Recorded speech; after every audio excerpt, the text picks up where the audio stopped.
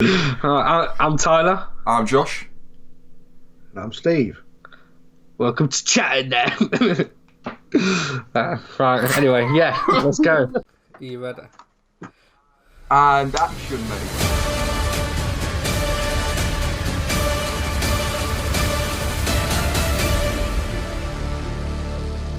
Chatting that. Yeah, we're just here to have a chat. It's chatting that, isn't it? So we're just here to talk our night away, our evening away for about an hour about everything and anything critical free, anything film, all that good stuff. Yeah, so, just this and that. Yeah, exactly. So how are you, Tyler? Yeah, I'm alright. Obviously we've just done a bit of filming, but yeah, I'm good. We're good. Obviously, got my dad on it today, so first chat on that. Yeah, looking forward to it. Good. Yeah, good. Lots to talk about. Because we had a refresh of the channel, didn't we? Recently, a couple of thumbnails changed from previous videos. One of those things was, and I don't know if it bugged you, Tyler, right, and even Steve, but when you went on the channel and looked at the uploads and you saw the One Division thumbnails, of course they were pretty much all the same, and they were like really dark and they didn't really fit in. So I changed them, and I was so close to asking you, can I just delete them? Can I just unlist them, because I hate the way they look. So I thought, you know what, no, I'll change the thumbnail, see what it looks like. Actually looks alright. So there's a little thing for you to go and check out now. Yeah. If you actually look, Josh has redesigned some of our thumbnails. Even ages ago, you designed, because I did a review of Extract, the Chris Hemsworth film, and I did it on my own. Yeah. And Josh actually went and redesigned the thumbnail on that and made it look a hell of a lot better. So yeah, Josh is kind of redesigning the channel at the minute, which is great. You're the one with more time than what I do to have it, so I'm happy to pass on the baton. And you're also doing the editing as well. Oh, take care of that. So, guys, if you enjoyed all this new intro and stuff, it's our good man Josh here. He's taking over the reins. Yeah, all good. He's turning into Zack Snyder. Writing, directing, producing. So he'll be making Derby of the Dead. So the Army of the Dead. Army of the Derby. Army of the Rams. I just kind of, I want to kind of make some of this channel, and giving it a fresh look, and that's always good, isn't it? And making everything look the same. I feel like I wanted like a continuation, so everything kind of looked neat and the same and everything like that. So I thought I'd change a couple of bits and bobs. So. I think we've had quite a few refreshes, and I think each time, obviously when I've tried to do it, I think I've tried to gone down that route. Both of us have. Even when you used to do the thumbnails for the Critical 3 News, and we had all different letters from different films, So I think every time we've tried something, we have tried to keep it looking similar or at least consistent. Yeah. And that's just a massive learning curve. And I think this is our third year into it now. Yeah, must be, yeah. Third year of Critical 3, which is absolutely crazy. Which, if you haven't been watching and you haven't subscribed, hit that bloody subscribe button. What are you playing at? But, you see, it's easy that long because you've done two Oscar nights you've done. Yeah, we missed this one. Yeah, this. Because that's what kind of birthed the channel, was the fact that we wanted to kind of host the Oscars and do the Oscars live. So we kind of did some of the past Oscars nominations and what they won the film for and stuff. Yeah, actors, and I think we've come up with so many different ideas. And I still think some of our best ones is just kind of the simple review ones that we do. But I think our format's changed and how we approach it. If we go back and look at our first video to kind of where we are now, even now we still mess up on the intro and stuff, but it's so we try to be so serious. But that's part of the appeal of this channel. People can tune in and watch it, know they're going to get a bit of a laugh. Yeah. And it's good. It's light-hearted, which is how it should be. Yeah. Well, like I said, it's just a couple of mates and a chat. I always put it is, if we went to the cinema, watched the film, and then went to Spoons and spent 20 minutes talking about it, this is it. This is what it would be. We wouldn't exactly be going to the Alchemist or slugging lettuce, would we? No, true. You know what I mean? True. With the Saturn spoons. Well, Josh should go to the standing order, something like that. Robot, mate. Standing Robot order, King, yeah. That's our go-to. And while we're not talking about the film, you've got Liam enjoying a curry or burger. With his, That makes sense. Exactly. yeah, so that's kind of the update on the channel and that, and what's cracking off. Obviously, we've got a few video ideas coming up that might intrigue you. Of course, we had our first vlog, which haven't really had a chance to discuss properly about where we're going with that. But we kind of want to do that, I think. Hopefully, like I said, we've got a chance to do another vlog at the end of this week with potentially Conjuring on Friday. So again, always keep a lookout for that. Yeah, like I said, we've got a few bits and bobs on movie news. Obviously, you pointed out today, which I didn't even know about, which was Rocky 4. Yeah, they've released a new poster today for Rocky 4 Director's Cut. Right. Yeah, which is quite a nice poster. Was it Sylvester Stallone has done it himself? Yeah, he's edited it all himself. Okay. So again, I didn't know nothing of this, and Josh, I don't know if you watched the film, but do you remember the bit at the beginning? Again, if you have watched it with a robot. Well, there's a very famous. I know about the robot. 80s. Yeah, I know about the robot. Yeah, well, that's been cut out. Right. Well, I can expand on this story, which will lead into something else. Obviously, Stallone's recut Rocky 4, and people were saying, well, is it going to be a theatrical release or straight onto streaming? He's also been writing a prequel TV series for Rocky, which he was touting around streaming services.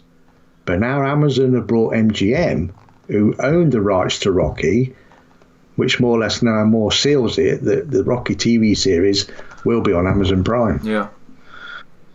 That could be good, though. And if Rocky 4 Director's Cut goes straight onto streaming, it will now be on Amazon Prime. Yeah, well, it's kind of going off on that. I think Amazon Prime is slowly getting better. It's still nowhere near as Netflix, and I think that's down to the interface and just down to sometimes you search a film, you got to pay for this one, or this one's free. I do find it a little bit complicated. Josh probably won't, because they're a bit more tech better than I am. Are you joking? A bit more tech than you, Mr. Bloody iPad over here and over the iMac and that? Come on. You're the one. Yeah, you used to Sky. Oh, here he goes. Bloody hell. Yeah. See, there was a bit on the news the other day about Amazon buying MGM, and people were thinking that Disney Plus, Netflix, and Apple TV are the biggest streamers in the world, but they're not.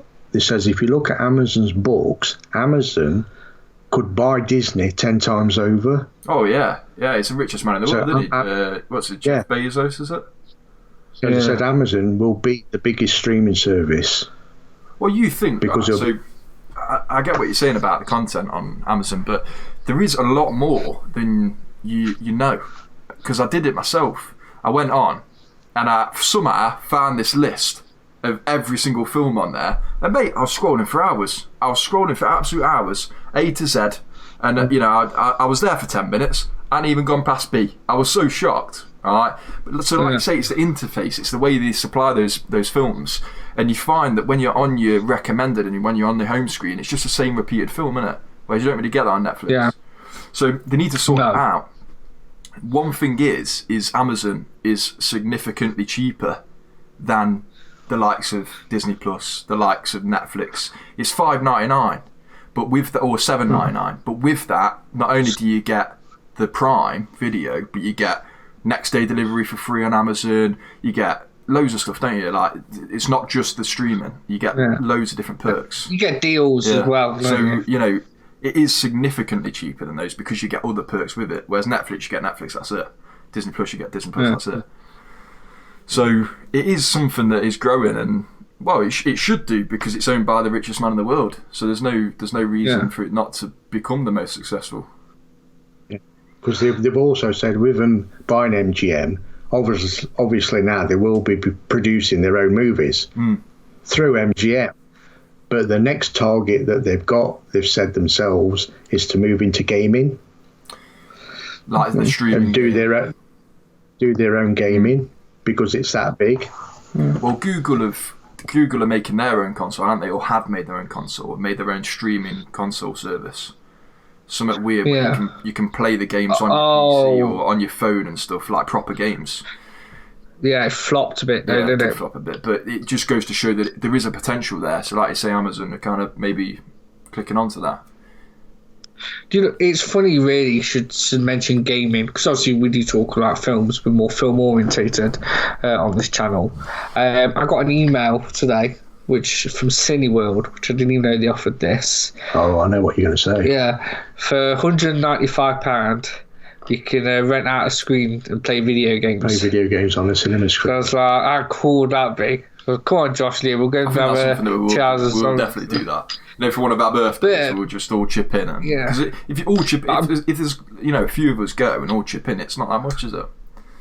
But if I'm going to be honest, as great as that would be, I'd much rather get a group of us to chip in and watch a film like something that we all really like. True. Or let's say, I don't know, Manchester by the Sea, something like that. We're not getting into that, but yeah. Well, let's say for example it was, I don't know, Liam's birthday or something, and we all chipped in. We got we all went and got Empire Strikes Back, and we all went and watched that. Do you know what I mean? Would he watch it though? Because he fell out of love with Star Wars, didn't he? Yeah, well, it was just that as an example. But do you know what I mean? It was something like that for me, for example. Mine would probably be either Psycho now, because I don't think I watched Psycho, or Untouchables. I've seen Psycho. We saw it in London. Oh, yeah, so mine now, because I'd love to see that in cinema. You cut out a little bit. But yeah, so that was obviously one thing which I didn't know Cineworld. Yeah, I saw it. I noticed it on there. But that's one thing, Cineworld, I think is a good little service. So what film would you have, Josh, if you could pick one? Something you've never seen, but you'd see at the cinema. Something I've never seen? Yeah. Well, maybe you've seen it on telly or video, but you've never seen it on a big screen. Yeah. Because you wouldn't pay £195 to go watch Endgame again, would you? No. I actually don't know. I actually couldn't tell you. That's a really tough one just to spring on me. I mean, that's what I've got to spend a week on, to be honest. List of films in front of me going, but what's that going to do? Or how's that going to look? I'm gonna do my research there. But not one didn't come to mind. I'm trying to think. I think I know what Liam's would be. It would be Heat. That's his favourite film. And he's never seen it on big screen? Don't think so. No, not so. Okay. I don't know. Yeah, okay. What Bond film haven't you watched? Sure, you're missing one or two, aren't you? The only Bond films I've never seen on a big screen are You Only Live Twice. Love to see that. And The Man with the Golden Gun. Those two probably be You Only Live Twice. I've seen all the others. Yeah. And No Time to Die. Yeah. We were still waiting on that one. Yeah. So that's a brilliant segue. No Time to Die. Steve, have you got any news on No Time to Die? Of course, I know it's at the end of the year now, isn't it? Is it September? It's the 30th of October. Yeah. It's your wedding anniversary? No, my wedding anniversary is the 8th. Oh, but there was one that was... Oh, no, it's before then. 30th of September, sorry. 30th of September opens in the States, I think 2 days later. Right. I'm sure there was something at some point where it was on your wedding anniversary. Yeah, it was. And didn't it get moved? It was on the wedding anniversary last year. Yeah. As for news, nothing. Right. The only Bond news out at the moment is they're releasing a new book next year. That's it. I want to watch it. I just want to watch it now. I want to, I want to see kind of how see what happens, because it's supposed to be Daniel Craig's farewell. So, yeah, the thing is though with Bond, correct me if I'm wrong, but Bond doesn't really have a farewell as such at the end of his tenure with Bond, is it? He has the same film as he's always had, and then before you know it's the next Bond. You don't really have like a oh my god, oh, like a Doctor Who regeneration and all that sort of stuff. You don't really have anything like that, do you? So. I think the thing with this one is though that Craig's era is just going to be of its own. If you get me, so they could actually have a definitive ending for this, and just say, well, that was its own thing. Okay. There was an interesting bit of news which came out today, which could lead on to something you want to talk about, is the potential of Christopher McQuarrie, whatever his name is, who's doing Mission Impossible, directing the next Bond film. Right. So Mission Impossible in Derby, Josh? Yeah, filming in Derby, wasn't it? Apparently he destructed the scene and pissed Tom Hanks off and he had to walk off set. You not see my black eye? It looks cool. I'll put the screenshots down here because I did do like a little collage of screenshots, but it's to do with like a rail track. I don't know if you mind me spoiling that. No, I think it's supposed to be quite a big segment of the film where the train derails because it's in a quarry. The actual thing's a quarry, so you see, again, there's a picture down below, but you see the track kind of going off the quarry and kind of breaking up at the end, like a cliche western kind of. The track's coming to an end and the train stops and drops. Do you think if there'd be if it was designed like that, or did they just build it and they get a CGI an explosion and all that? That bit. I imagine it would be the latter. I imagine it'd be something to do with explosives and all that. I have actually seen a photo of Cruise and another guy fighting on top of the train, a bit like the beginning of Skyfall. So that's going to be your action scene on it. Cool. But whereabouts in the film, obviously, don't know. Beginning, middle, end, or wherever. Yeah, it's interesting because you got all these little bits like, with the films, obviously, with Batman. Batman is becoming a bit of a big topic now. You've got the Robert Pattinson, which is kind of people are now wanting to know more about it. But at the same time, you've got another Batman story which is overlooking the Robert Pattinson, which is the Flashpoint film, which is that Michael Keaton might come back. They showed a picture of a Wayne Manor looking very similar to the Tim Burton 1980s one. And everyone's trying to talk to Keaton to go, well, is it true? Are you coming back in? And then there was a story of Ben Affleck and Keaton on set together. Right.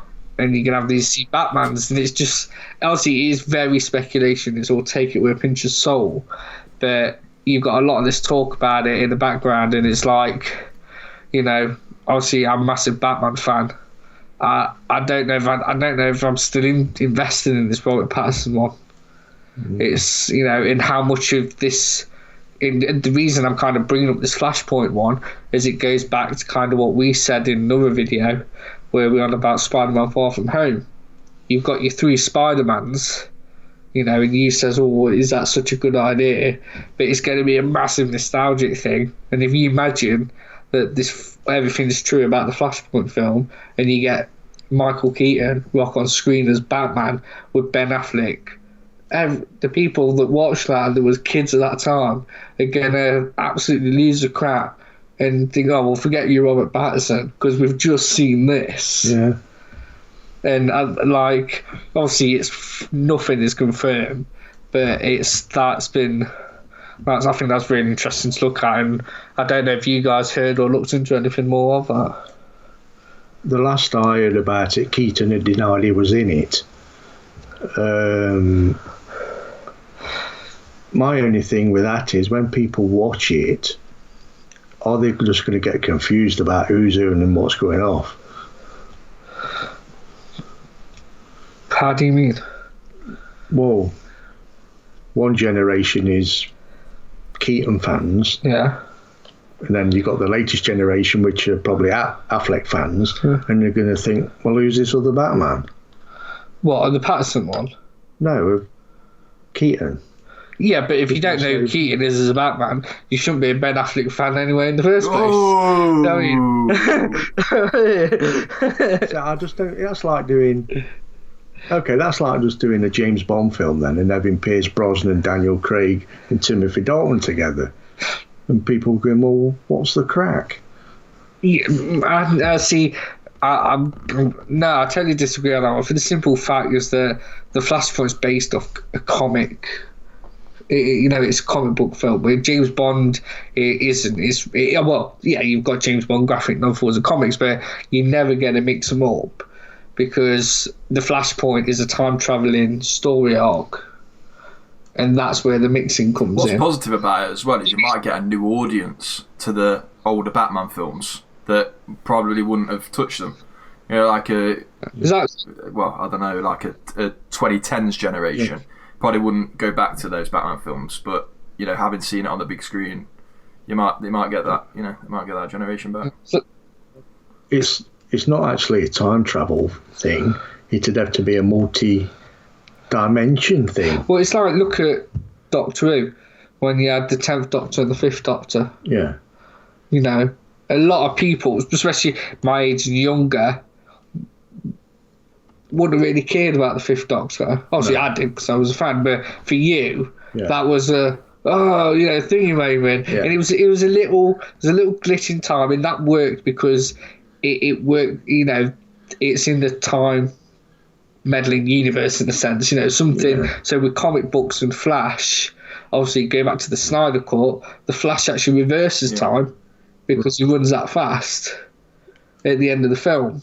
So, you can go, okay, now I can see why this is in it because it is something that can happen.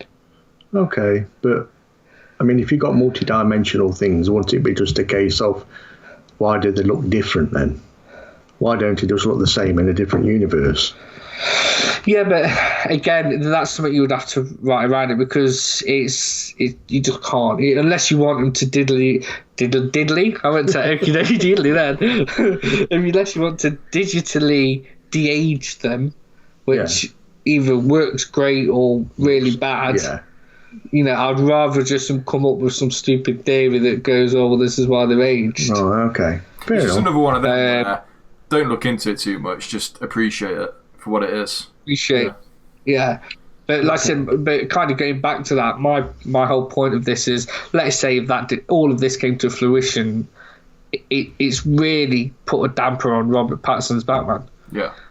I think it would seriously overshadow it, and everyone go, because no one cares or has been interested in this Robert Pattinson Batman because with the Ben Affleck one, even though you've got a lot of stuff. Especially since the new Zack Snyder stuff, how many people have come out and says, "Just give me Ben Affleck"? Yeah, exactly. Again. Yeah, I think it massively helped Ben Affleck's Batman, the Zack Snyder cut, because even I went, "Mate, give him a film." But before that, I was like, "Nah, bin him off, get him out of here." But after I watched Zack Snyder cut, I was like, "Yes, we want that Batman film now, please." So it definitely helped him out, and it is just frustrating that it's maybe not gonna happen, and you're getting Robert Pattinson coming going, "Yeah, I'm gonna do it now." But what I'm saying is, if they do the Flashpoint and Ben Affleck is in that film and he plays Batman, even let's say you get an half an hour of him, he's in another film playing Batman, so he's giving the Batman audience what they want, which is then pushing Robert Pattinson's side as to go, well. Yeah. But there's also another element to this as well, is they've confirmed that they're doing a new Batman animated series, but it's by the guy who's doing the Pattinson film. Oh, okay. So the new Batman animated series is Robert Pattinson's Batman. Well, then that's kind of already like, but that's like, that would be like Christopher Nolan doing Batman Begins, knowing that he's not going to make another 2 films afterwards because he ain't going to do that well. So I'll follow it with an animated series. Well, they have confirmed. It's kind of like, well, I don't, if you're doing another bloody Batman film, you bring in new characters like the Riddler and the Penguin, which look completely different, and you've got Colin, I can't remember his name, but who's such a big actor, and if you're just going to do one film with him and then a series, it just don't make sense. But yeah, like I said, I don't know how true this is. Like, it's all so much speculation. As I said, I think on the last chatting that we did, we talked about Justice League and we talked about the Batmans, actually, funnily enough, on that as well. And I just said they're ruining Batman. And they are, mate. They're ruining it, aren't they? They're killing it off. Is this Batman going to be classed like the Joker, though, as just a one-off movie? Well, yeah. Or, again, the hinting at that now, aren't they? Which I think is a really bad idea. What, same universe? I don't think Batman should be anywhere near the Joker movie. Then it just becomes about Batman again. So, good segue. Joker 2. We know that that's a thing now. Yeah. Are you excited for it, or are you like, why are they doing it? What's your opinion on it? I'm excited for it. I also think they shouldn't do it. There's pros and cons to either side of the argument. Tyler? Josh? Go on, mate. I asked the question. Alright, so for selfish reasons, I'm so glad that they're doing another one. But if I was to be a critic or just kind of, a person who likes films, they shouldn't do it, because it's a great standalone film. But again, I left that film thinking, right, I want more of the Joker. I want the Joker where he stood on top of that car dancing with all of his goons killing people. I wanted another hour to hour and a half of that. So again, just because I've read the comics and everything else, but that's my selfish reason. What about you?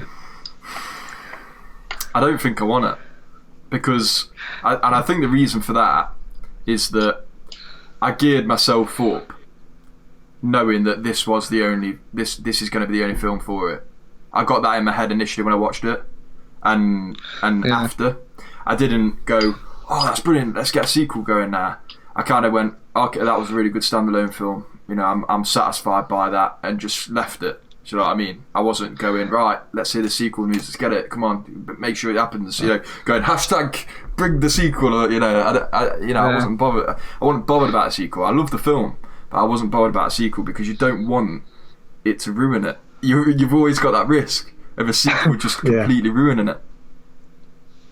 I mean, if the original really is about a man with mental illness, what more is there to tell about that? Well, exactly. What more because is at the there to say? minute you don't have the film's kind of left open to your interpretation, isn't it? So by them bringing a sequel out, it's going to answer the question, and you're not gonna be able to interpret it your own way, which I think is the beauty of the film. It takes that ending away from it. So I'm going to agree with you both. I totally agree on that. But again, it's like the same time. For the original Joker, right, I hated the cast. I hated the idea that they was making the film. I did not want this film to exist whatsoever. I was not interested in it. I was annoyed that they was making Joker. Then it wasn't the Joker, right? And I watched it, and it's one of my favourite films like ever. I love it. So it totally did a U-turn on there, which I think why at the end, which you're all right, but it is like a man with mental health. It's not exactly the Joker, but at the end, going back to the scene where he stood dancing on the car, he's got his goons running around Gotham with a mask. Just take that and stick it in a comic book or whatever. It's you could continue that chaos through another period. You can do it for, let's say it's a year later, the Joker's, or that, you don't even call him the Joker, but he's escaped, from the mental hospital, or is it still in his head? You could still continue that, but show more of the chaos, and then, the hints at the Batman stuff. Is it still there? and I think you could still show that. Again, it could still tell another story. Even still, that's solidifying that theory, because there's so many different theories out there of what the film is and what the ending means and stuff like that, it's all in his head, or he did actually do it and now he's in a mental asylum because he did it, or that. Whereas if anything they do now for a sequel, it's solidifying one theory, which will let a lot of people down for their theory that they've got. It's kind of the unanswered. It's a good unanswered question film to just leave it at that and let you interpret it, which is what a lot of films try and achieve and don't put it off. Well, my best is I totally agree, because I like the fact that you can interpretate it, but I already have my vision. I already have my ending to that film. So you have my your head. ending. So what if they did something completely different now that wasn't your ending? How would that make you feel? Then I don't mind that, because I'm happy for them to totally U-turn it as the film did to me originally. Because I loved Joaquin Phoenix. He's a great Joker. At the time, I was so against it. So if, let's say, they switch it, as long as it's still Joaquin Phoenix either becoming the Joker, or even if they say he's not the Joker and it's just some mental bloke in hospital, which I didn't like that idea, but I'd stick with that. If you don't want your ending to change, or if you don't want anything to change, don't go and watch the sequel. If you're happy for it to be, either say, right, well, this is actually what happened, but here's more of it, or, here's what he's going to do next, then go and watch it. I think what it is with that film is they humanised the character. He's not the comic book Joker. It's a human character. Yeah. Now, I agree with Tyler. I think the second film should be him standing on that car. We want a whole second film of that. Yeah. But they need to be careful that they don't turn that human character into the comic book character. No. He's got to be a human psychopathic character. Yeah. And not the comic book version. No. No. Yeah, no, I do agree, but I wouldn't mind it if they took it, because... And if you add Batman into that element, you're straying into the comic book. Yeah, so I don't think they should have Batman in it. I don't think they should have anything to do with Batman in it whatsoever. If they ever wanted to do it Batman, maybe let's say right at the end, you had someone just sketching. He's in a room in metal, and it was just a bat. It doesn't resemble anything. But if that was your only reference, then I'd be happy with that, because that's like a little cheeky nod. Okay, imaginary scene. You get to the end of Joker 2, and the Joker's back in the asylum. Sitting next to him is another guy, another inmate, sketching the Batman. His character's name's Bruce Wayne. That'd be great. Yeah. That'd be absolutely amazing. Yeah, he's human. He's not a comic book Bruce Wayne. He's just a guy called Bruce Wayne. Because he was drawing a Batman. Yeah, because then you could take that, right? Let's say you took that whole story, right? And then that would be like, let's say, the Joker, Mark Hamill's Joker, telling that particular story, Joaquin Phoenix Batman, of saying he sat next to a guy called Bruce drawing a bat, which would symbolize that he's just as mental as what the Joker is. Yeah. So that would completely work, and that would be okay as a reference. Yeah.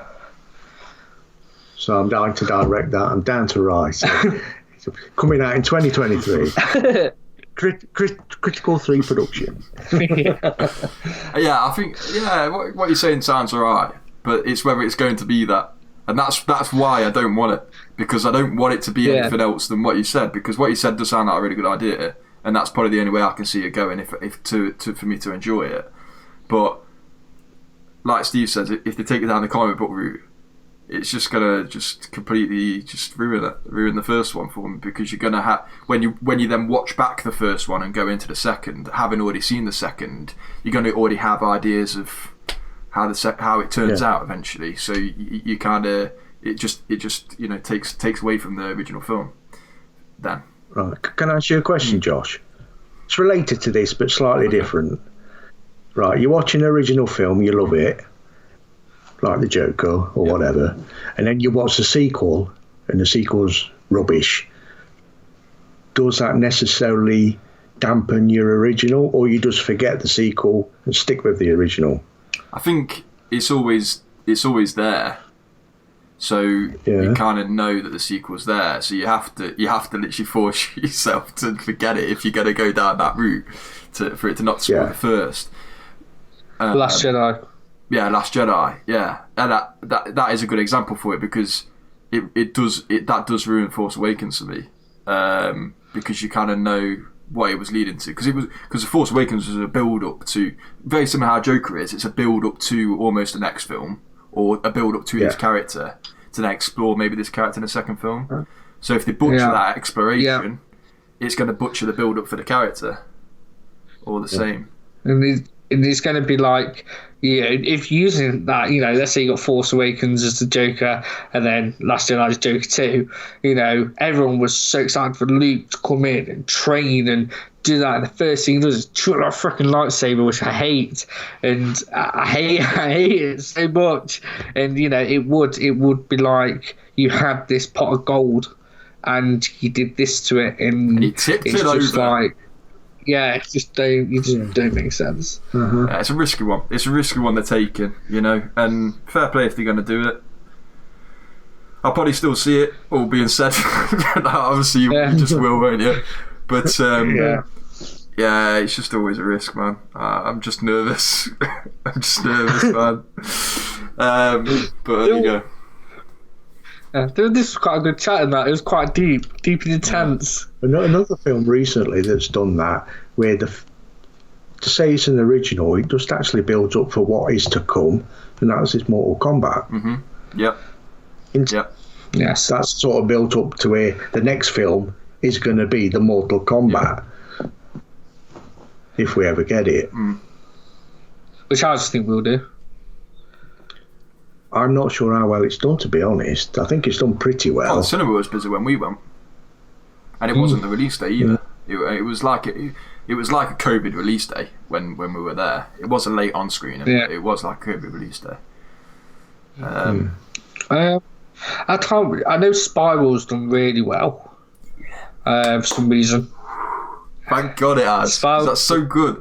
I'm literally so excited for what they're going to do, because for me, I know I've already done a review on it, so sorry, but for me it's like I'm excited now for what's to come for that. That's one where I'm like, yes, I do want a sequel for sure, because there's no way they can butcher the first one, because the first one's like a standalone now, and they've kind of, not to spoil it, so I'm gonna just spoil it here.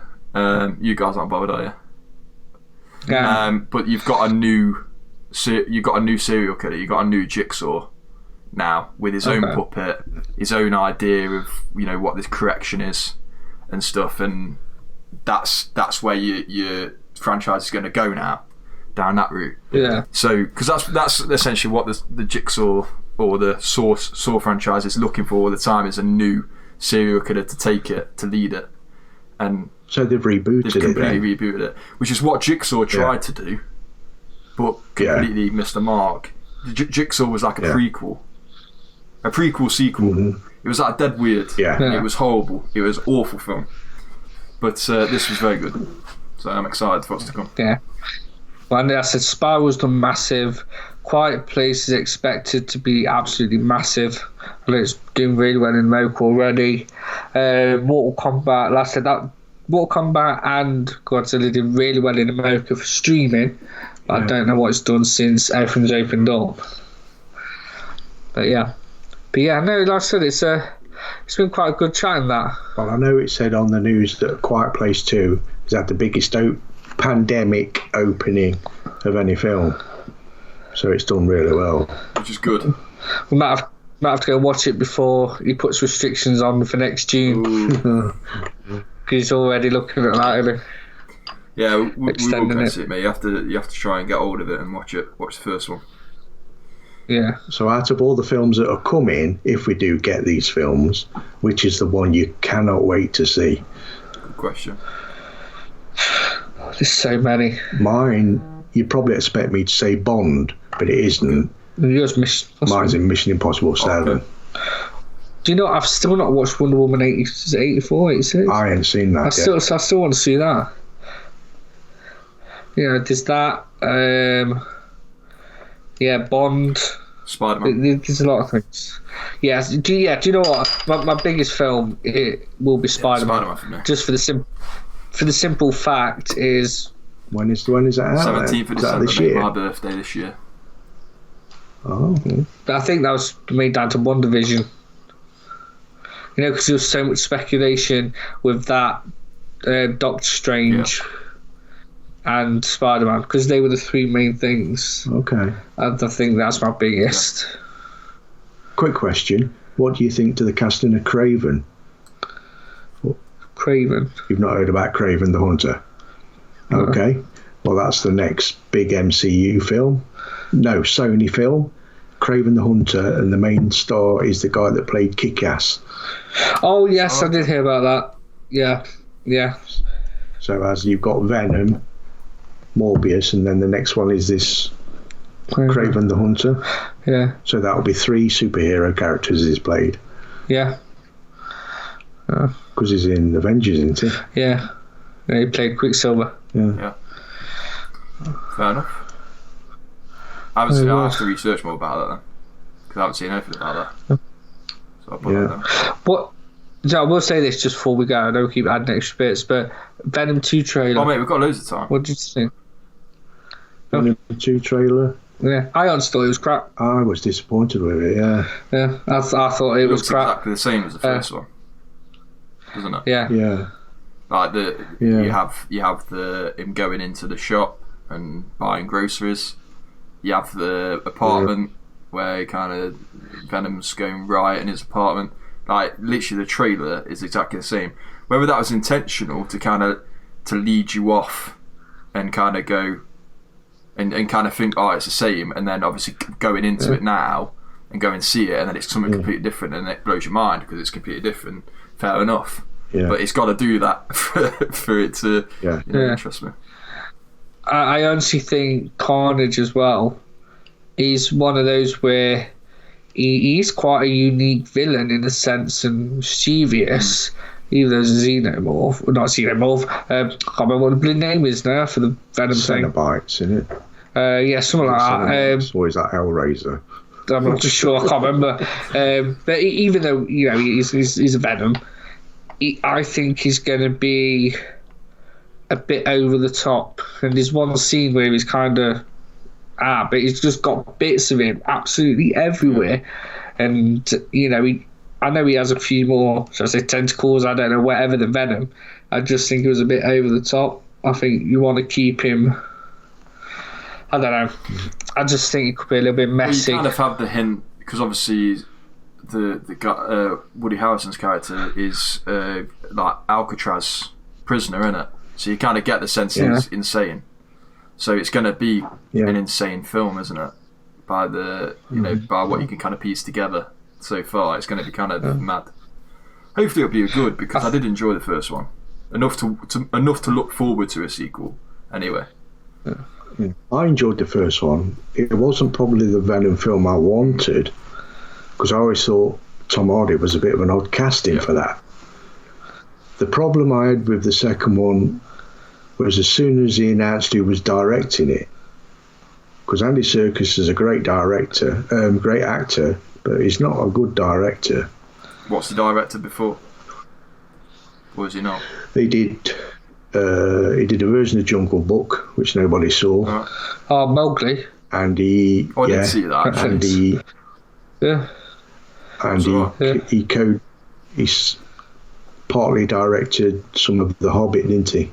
Co-directed The Hobbit films with Peter Jackson. Okay. Like I said, it'd be good if they had Morbius, isn't it? Yeah. We'll have to see, won't we? It's that's September, isn't it? Morbius has been pushed back to 2022. Right.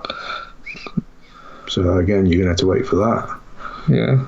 There's so many things now. It's this coronavirus has delayed so much. It's ridiculous. Are you actually looking forward to the Morbius?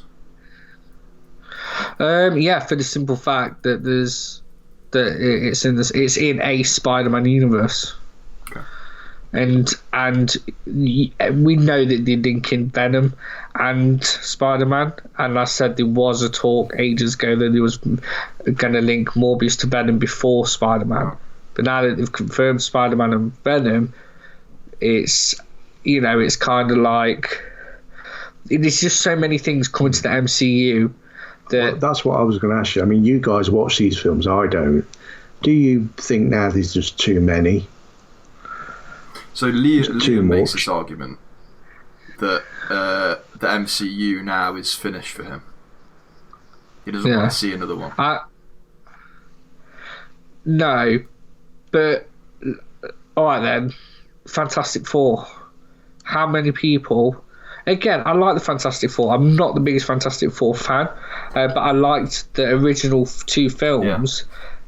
How many hardcore Marvel fans are waiting for MCU Fantastic Four? It'll be massive when it comes out.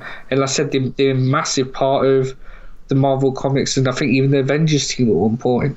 Yeah. So it's it's getting to the point now where I think you are right. There is too many superhero films, but on another channel they went through this question, and they included also the TV series, and they counted each one, and they said within the last 3 years there's been over 20 different comic book character TV series. That's a lot, isn't it? Is it too much? Are people just getting burnt out with it? If it was that, but not COVID, possibly, right? But given that COVID's been about, it's given people like enough content to kind of pass the bad time, I guess. Okay. But I feel, to be fair though, saying that, I couldn't give a rat's arse about the TV series. I watched a single one. Yeah. WandaVision. Oh yeah, but okay, all right. Sorry, yeah, WandaVision. Yeah, it didn't really count. I don't really count that as a TV series in a way. I count that as like a disjointed movie in a way.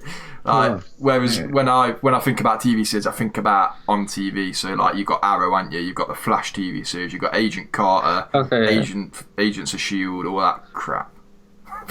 Right, so what about Daredevil on Netflix?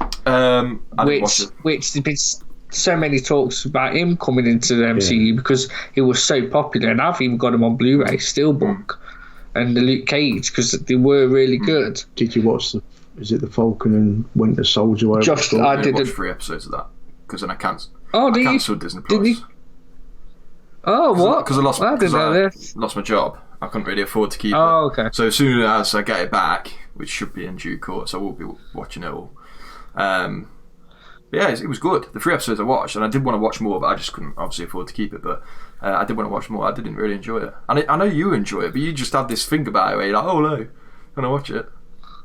Yeah, I just... you're like, always the weakest characters, but mate, it... Yeah, do you know what? I'm just not interested in it. I don't care. I don't care who becomes the new Captain America. I'm more. And I think this is kind of going to my point. Is what I was going to say is that why I don't think there's an issue of so many. I think that was. I don't think why there's so many issues of an actual. How many superhero films there are is because you're going to have people that are hardcore Captain America fans or Winter Soldier, and I think that's why at the time the Civil War was such a big deal where I didn't know because they're invested in their stories, where for me I'm more of Spider-Man or Hulk, or I'd like to see Wolverine. That's another thing.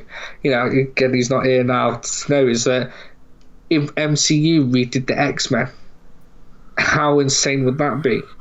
Yeah. Again, but that's what I mean. You might not care, but you can have thousands and millions of people who would. Because, like, look at Deadpool, right? Deadpool was never needed, but it was massively popular, right? And then you got the joke with him and him joking with the X-Men franchise. But the thing with Daredevil is that it was never done. Not Daredevil, sorry, Deadpool. It was never done before. Whereas, what is annoying me at this point now is that you're getting series that have had the time and been really good, and then they're just rebirthing them again. Like Fantastic Four. That'll be a third time now in the space of, what, 15 years, is it? Maybe 20 at a push? Maybe not even that. Yeah, but three times, and I know the second time was a flop. That was awful, right? This time probably it's going to be really good, maybe. Right. And the first time was amazing. Well, at the time it was really good. Now you look back at it, you go, oh, okay. At the time it was really good. 3 times, mate, for one franchise of film. Like, that's so bad. I'm going to totally agree with you, Josh. How many Spider-Man have you had? I was going to say, I would totally agree with you. How many Batman have you had? Spider-Man. Yeah, but why did it work? Because Marvel did it. And it's kind of, yeah. And they chucked Marvel with the Avengers, which was great. They took Marvel in Civil War, which was, again, to the Civil War, who knew the comic was a massive thing. And I think that's why they redo the X-Men and Fantastic Four, even though it's more superhero films and it is repeating the same thing. It's a chance for Marvel to do it, and for the hardcore nerds, let's be honest, that are so invested, spent years reading the comics. That's why they'll always be popular, and I think that's why it ain't going to go anywhere soon, because it's just too much. The difference for me between Spider-Man and then the likes of rehashing X-Men, redoing Fantastic Four, Spider-Man's one character, and every single adaptation of Spider-Man has been completely different. You had Tobey Maguire, which was kind of on the older side, really geeky. You had Andrew Garfield, who was more like a cool kid, with a really hot girlfriend. And then obviously you had Tom Holland, which was like the young kid. So it was all been different. Whereas the original Fantastic Four to the second Fantastic Four, they were exactly the same characters, exactly the same age. There was no difference. And then I'm assuming that's exactly what this one's going to be like as well. The good thing, reason why I don't have issues with the 2X, because there is essentially 2 X-Men universes. Again, it's different ages, it's different times of the X-Men, isn't it? So it's fine, do that, but just don't rebirth it. That's why I'm getting sick of Batman now, because they're just rebirthing it, but doing the same thing over and over again. You look at the other side of that coin, though, Josh. You look at the films that MCU are bringing out, and something Tyler was saying about the fans are really going to want these films. Your average cinema goer looks at them and think, Eternals, what's that? Yeah, no one cares. Miss Marvel, what the hell is that? No one cares. Captain Marvel 2, well, everybody hated Captain Marvel, although he did really well. So are they now making films that people just don't know anything about and don't really care? Should they stick to more well-known characters? Going on the Eternals is that I don't know about Eternals, and I don't care. And I think you are. I think they are potentially picking a few bad choices. But again, there's an audience that know Eternals and that will watch potentially, it. Though, a bad choice at the time would have been Guardians of the Galaxy, because nobody knew them. But that became like one of the most successful of the Marvel. Like, everyone loves Guardians of the Galaxy. Everyone loves it. Amazing. I totally agree. I didn't know nothing or cared out about it. Watched it, and like I said, we spoke about Dave Bautista. And that, it was really good. You could have this Eternals that I don't know anything about, and it might become one of my favourite things. I don't know, we'll see. See, if you look at the other films they've greenlit, you've got another Thor. Yeah, but they've already greenlit another Captain America, so he's coming back. Oh, it might be Falcon. Well, it's another Captain America film, so it's a character people know. Okay. Blade. Blade's an odd one, isn't it? Because we've already had a version of that. Yeah, but this is a long time ago. And this is like, everyone says, oh, Blade, go watch videos on YouTube. Everyone goes, Blade is actually like the first Marvel film. Nah, Marvel are the massive company that they are, even though I can't believe they did in 18, but like, right, we've got an amazing actor. Let's see if we can do a comic.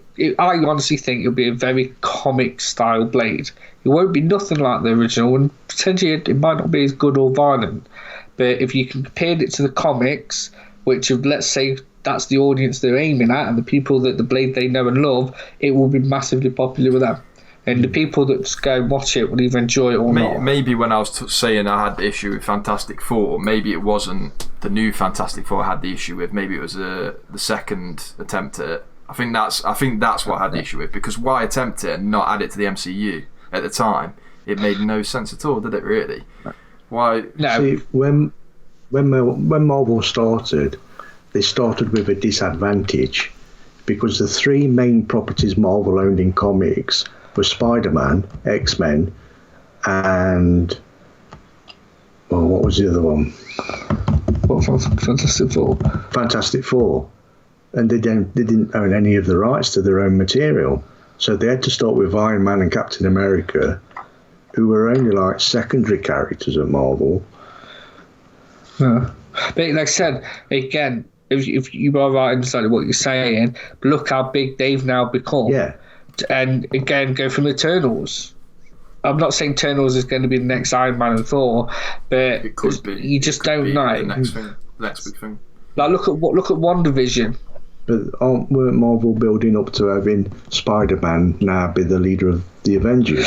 This is why we're so excited for Spider-Man Far From Home. But that's what I'm saying. If they now bring Spider-Man in as a leader, they're bringing in the X-Men at some point, and they're definitely bringing in Fantastic Four. Yeah. They've now got their three biggest properties back. Yeah. So they should concentrate on them and not this other stuff that people don't know about. Yeah, well, that's great. But what I'm saying is that Marvel and Disney are a very similar thing. You're going to have filler. They're going to have your filler crap. But you are right, you've got your Spider-Man. Let's say it's Spider-Man, X-Men, Fantastic Four, and then you do a new Avengers, which they are even doing. I think it's called New Avengers. Yeah. And then let's say that's them. You've got, again, classic comic, classic things, which will be absolutely massive again. But then you're going to have your filler, so your Eternals, your Blade, your Thor passing over, which is going to be a woman. Yeah. The Miss Marvel, which is in the Avengers game, which they've introduced. So now they're putting into film. The other one that no one cared about that they're doing the two? Captain Marvel, which is going to be slightly linked into WandaVision, which is still linked into the Avengers. So it is, it's very complex. What the funny thing is about Captain Marvel is that, if it wasn't placed and released where it was, I don't think it would have been as successful. No. And because it was literally released, your next release following Captain Marvel was Avengers Endgame, wasn't it? So everyone kind of went, oh, we've got to go and see Captain Marvel because this might give us a hint as to what's happening with Endgame. And that's exactly what I did. Yeah. I said, I've got to go and watch it because it's going to link with Endgame, and I've got to go and see that before I watch Endgame. So that's kind of the trap you fell in. Whereas if they release that now, it's like a standalone like they're doing Black Widow, I probably wouldn't be fussed with it, to be honest. No, I'm not interested in Black Widow. I think that was pretty good. I will watch Black Widow, yeah. Yeah, I will watch it because she's part of the original lot. But again, it's like, I'm not really interested with a Black Panther.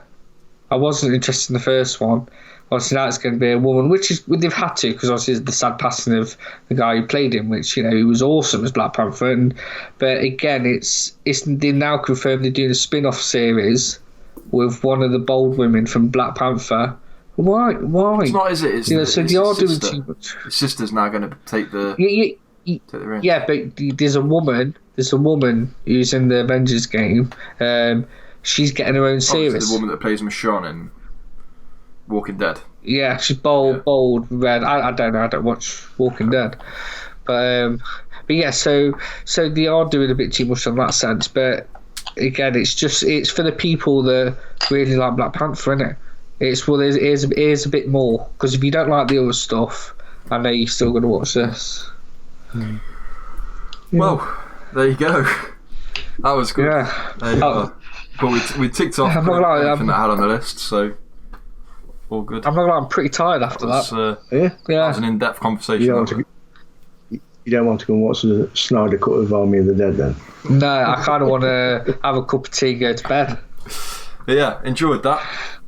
That was good.